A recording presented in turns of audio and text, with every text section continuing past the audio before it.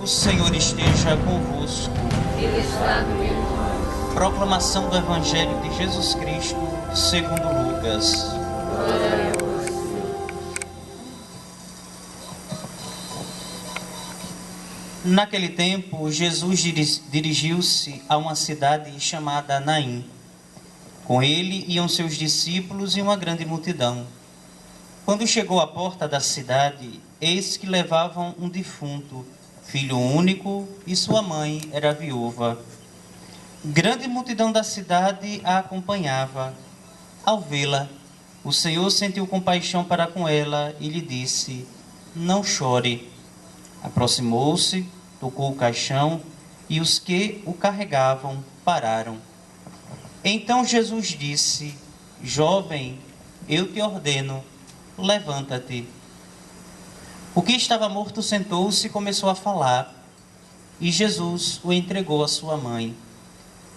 Todos ficaram com muito medo e glorificavam a Deus, dizendo: um grande profeta apareceu entre nós, e Deus veio visitar o seu povo. E a notícia do fato espalhou-se pela Judeia inteira e por toda a redondeza. Palavra da salvação. Glória a vós, Senhor.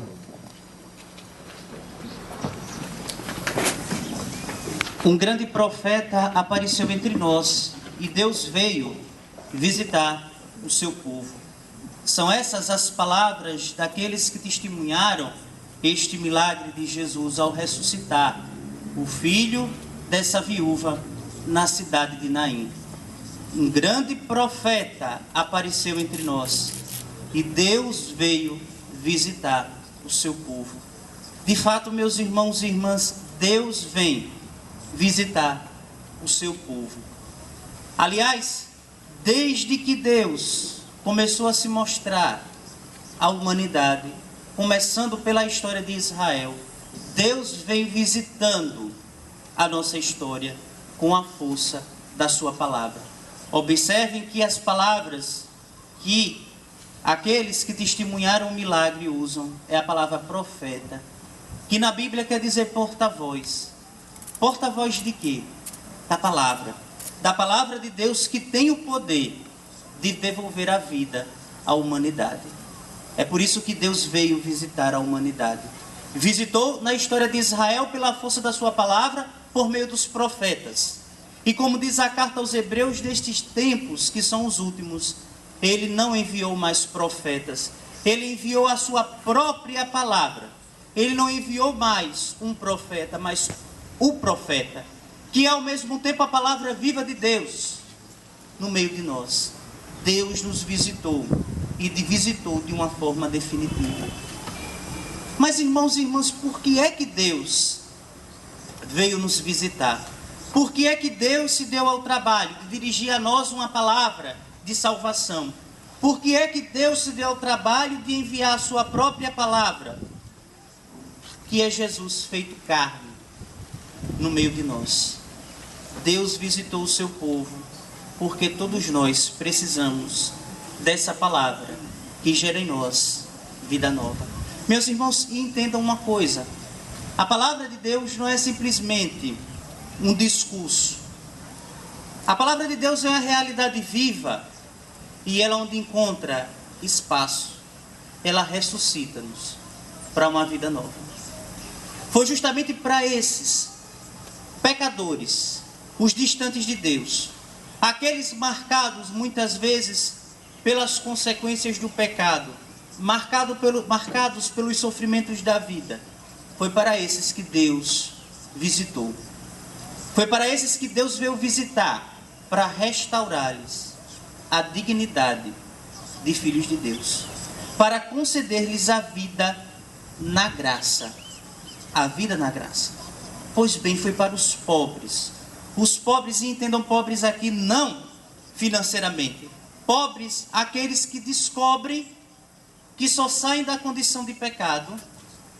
Pobres, aqueles que descobrem que só podem caminhar se deixar visitar por esse Deus. É por isso que a palavra de Deus de hoje nos mostra claramente dois exemplos, vindo tanto da primeira leitura como do Evangelho.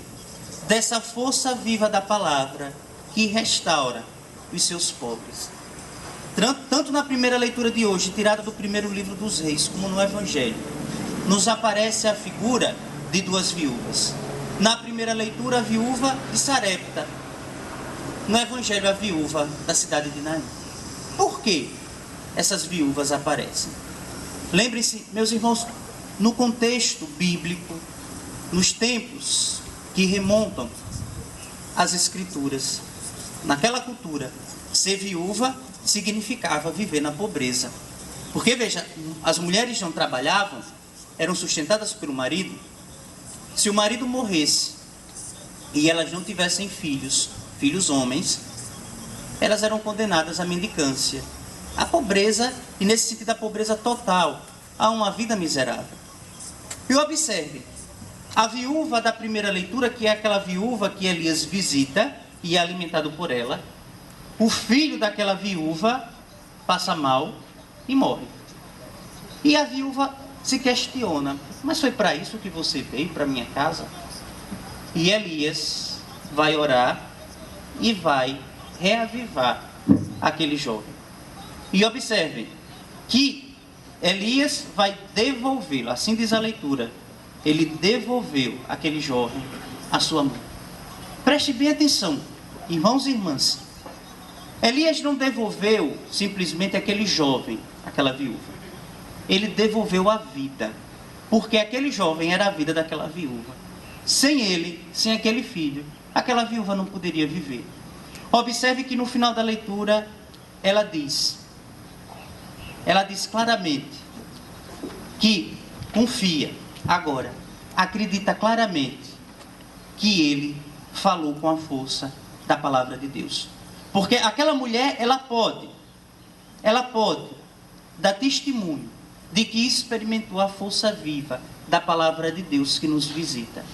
Porque aquela palavra que Elias lançou foi capaz de ressuscitar aquele jovem e capaz de devolver a vida àquela viúva.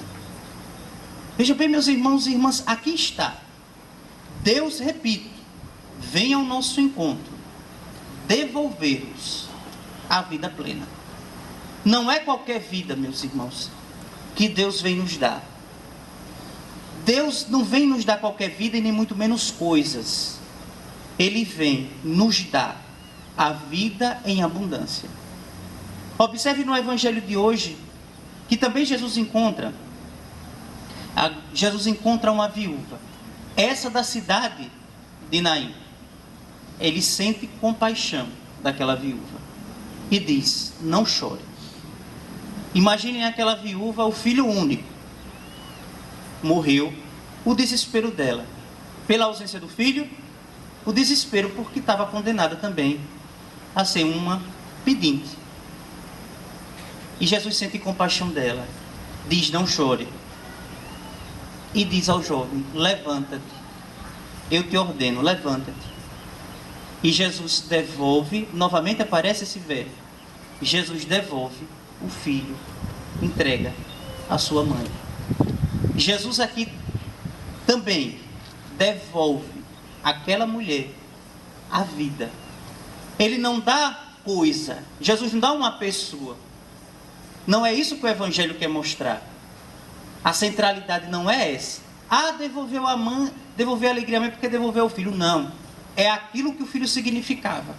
Significava uma vida mais digna. Por isso que Jesus é essa palavra definitiva de Deus. Se a palavra de Deus já agia pelos profetas, muito mais agora, essa palavra é Jesus vivo no meio de nós. E quem se encontra com essa palavra, experimenta uma vida plena. Uma vida, meus irmãos e irmãs, que é cheia de sentido. Uma vida onde tudo se torna coerente. Uma vida onde Deus é o soberano e o Senhor de tudo aquilo que nós somos. Meus irmãos, aqui está. Esse encontro com a palavra, experimentar a visita de Deus, é preciso a gente, antes de tudo, se deixar visitar. Se deixar, meus irmãos, deixarmos reconhecer como pobres, como esta viúva. Veja bem, Deus não veio para os ricos. E entendam, que fique claro, rico aqui eu não estou falando quem tem dinheiro, não.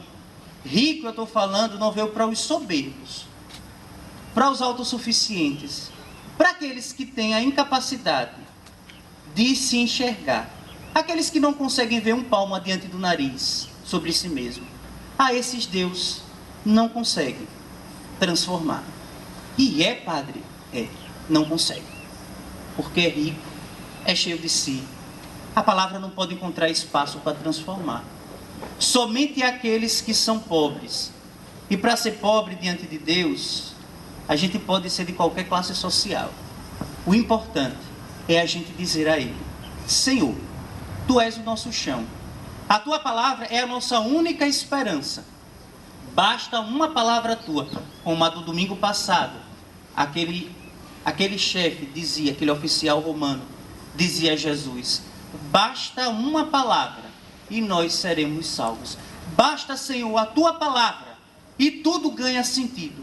Basta, Senhor, uma palavra e nós estaremos livres da morte.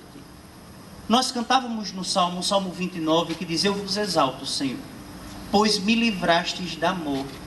Meus irmãos, a morte aqui não é a morte física. A morte aqui é a morte, aliás, qualquer tipo de morte, qualquer tipo de treva, que arranque de nós uma vida que seja de acordo com aquilo que Deus espera de nós. Mas diz assim, o Salmo 29 diz: Senhor, transformastes meus farrapos em adornos de alegria. Veja, transformou os farrapos. Muitas vezes nós nos encontramos em farrapos, desorientados, pois o Senhor transforma os farrapos da nossa existência em adornos de festa, em vestes festivas. Ou seja, transforma os nossos pedaços em coerência, em equilíbrio. Devolve-nos a nós uma existência toda coerente, de acordo com a Sua palavra. Meus irmãos, aqui está a força de ressurreição da palavra de Deus. O nosso Deus é o Deus da vida, mas não é de qualquer vida, que agora virou moda falar essa ideia de que Deus é o Deus da vida, mas cuidado, o Deus da vida em Jesus Cristo.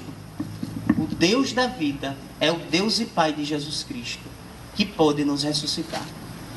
Paulo diz, na segunda leitura de hoje da sua carta aos Gálatas, ele diz, dando testemunho da sua conversão. Paulo deixa claro que era um judeu zeloso, piedoso, mas ele sabe a experiência que teve com o Evangelho de Jesus, com a Boa Nova. Paulo também foi visitado por Cristo, e Paulo deixou a vida antiga e abraçou uma vida nova, e se tornou um apaixonado por Cristo. Por isso que ele disse com toda a segurança: esse Evangelho não é segundo critérios humanos, esse Evangelho é o próprio Jesus, que para nós se tornou sabedoria de Deus, que nos dá uma vida nova. Amados irmãos e irmãs, deixemos-nos guiar pela palavra. Deixemos-nos que o profeta Jesus, o profeta definitivo, a palavra de Deus no meio de nós, ele nos restaure. Ele seja aquela palavra que nos chama à vida, que diz para nós firmemente: jovem, eu te ordeno, levanta-te. Louvado seja nosso Senhor Jesus Cristo. Para sempre seja louvado.